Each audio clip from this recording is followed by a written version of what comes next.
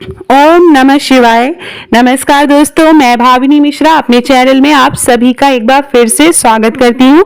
इस वीडियो में मैं आपसे शेयर करूंगी नाग पंचमी की व्रत कथा, पौराणिक कथा और नाग पंचमी के मनाने के पीछे क्या कहानी है, ये दोनों चीजें मैं इस वीडियो में आपसे शेयर करूंगी। तो नाग पंचमी की व्रत कथा और नाग पंचमी की कहानी आप अंत तक जरूर सुनिएगा, वीडियो के साथ बने रहिएगा। तो आइए सुनते हैं नाग पंचमी की व्रत कथा। इससे पहले मैं बता दूं कि नाग पंचमी का व्रत 2024 में 9 अगस्त को मनाया जाएगा और सुबह सुबह नाग देवता की जो पूजा करने का शुभ मुहूर्त है वह 5:47 से लेके सुबह के 8:27 तक रहेगा। आइए चलिए सुनते हैं नाग पंचमी की व्रत कथा। प्राचीन काल में एक सेठ जी थे जिनके 7 पुत्र थे और 7 के विवाह हो चुके थे। सबसे छोटे पुत्र की पत्नी श्रेष्ठ चरित्र की और सुशील थी, परंतु उसके भाई नहीं था। एक दिन उस घर की बड़ी बहू ने घर लीपने के लिए पीली मिट्टी लाने के लिए सभी बहुओं को साथ चलने को कहा, तो सभी एक साथ डलिया और खुरपी लेकर मिट्टी खोदने के लिए निकल पड़ी। जब बहुएं मिट्टी खोद रही थी तभी वहां एक सर्प निकला, जिसे बड़ी बहू खुरपी से मारने लगी। यह देखकर छोटी बहू ने उसे रोका और कहा, इसे मत मारो, यह बेचारा निरपराध है। यह सुनकर बड़ी बहू ने उसे नहीं मारा। तब वो सांप एक और जा बैठा। तब छोटी बहू ने उससे कहा, मैं अभी लौट कर आती हूँ, तुम यहाँ से जाना मत। इतना कहकर वह सबके साथ मिट्टी लेकर घर चली आई और कामकाज में फंसकर सबको जो वादा किया था वह उसे भूल गई। उसे दूसरे दिन वह बात याद आई तो वह सबको साथ लेकर वहां पहुंची। सर्प अभी भी उस स्थान पर बैठा था, जिसे देखकर छोटी बहू बोली, सर्प भैया नमस्कार। सर्प ने कहा, तू भैया कह चुकी है इसलिए तुझे छोड़ देता हूँ, नहीं तो झूठी बात कहने के कारण मैं तुझे अब तक डस लेता। वह बोली, भैया मुझसे भूल हो गई, उसकी क्षमा मांगती हूँ। तब सर्प बोला, अच्छा तो आज से मेरी बहन है और मैं तेरा भाई, तुझे मुझसे जो मांगना हो मांग ले। वह बोली, मेरा कोई भैया नहीं है।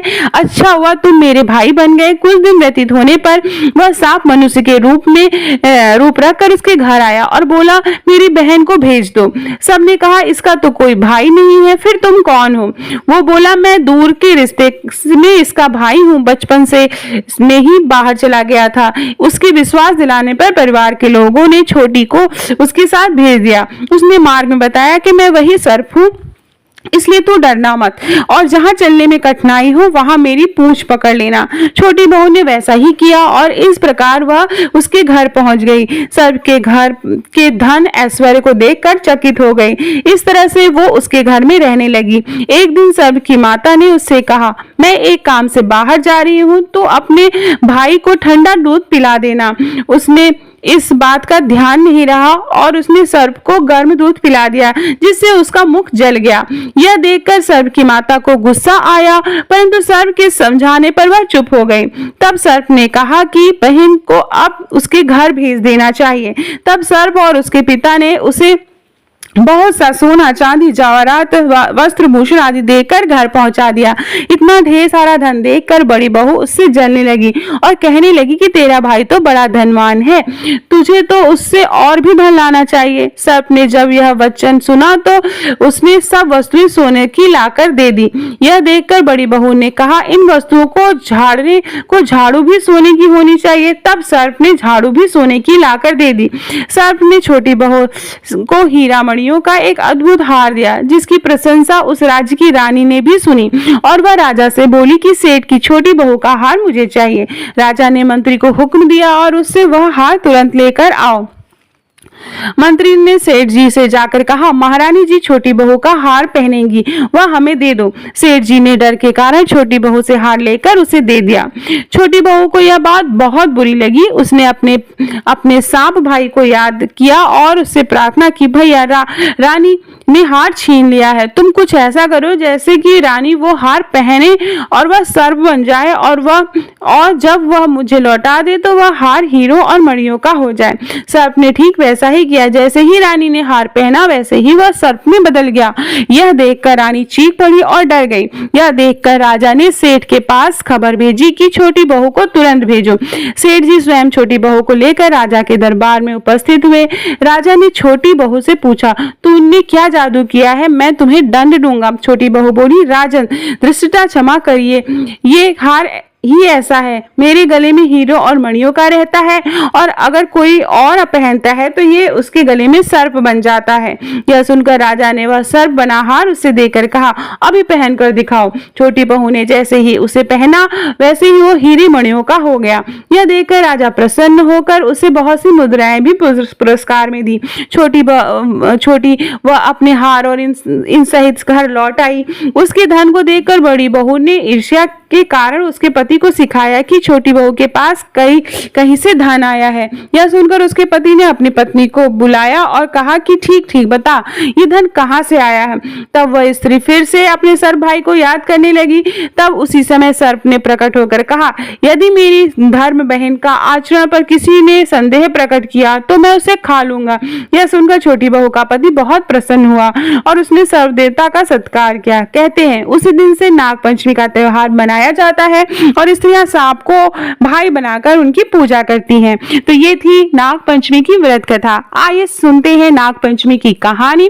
नाग पंचमी की पौराणिक कथा के अनुसार पांडवों के अर्जुन के पौत्र और राजा परीक्षित के पुत्र जन्मेजय ने नागों से बदला लेने और उनके वंश के विनाश के लिए एक यज्ञ किया था। वह नागों से अपने पिता राजा परीक्षित की मृत्यु तक्षक नामक सांप के काटने की वजह से होने का बदला लेना चाहता था। उसके इस यज्ञ को ऋषि जरकारु के पुत्र आस्तिक मुनि ने रोका था और नागों की रक्षा की थी। यह तिथि सावन की पंचमी मानी जाती है। सांपों की शीतलता देने के लिए उन्होंने उनके शरीर पर दूध की धार डाली थी। तब नागों की आस्तिक मुनि से कहा कि पंचमी को जो भी उनकी पूजा करेगा उसे कभी भी नाग दंश का भय नहीं रहेगा। तभी से श्रावण मास के शुक्ल पक्ष की पंचमी तिथि को नाग पंचमी मनाई जाती है। तो इस तरह ये थी नाग पंचमी की कहानी। आइए आपको शॉर्ट में मैं आपको बता दूं कि नाग पंचमी की पूजा कैसे करेंगे। नाग पंचमी पर भगवान शिव के प्रिय नाग देवता की पूजा होती है। इसके लिए घर के दरवाजे के दोनों तरफ नाग की 8 आकृतियां बनानी चाहिए।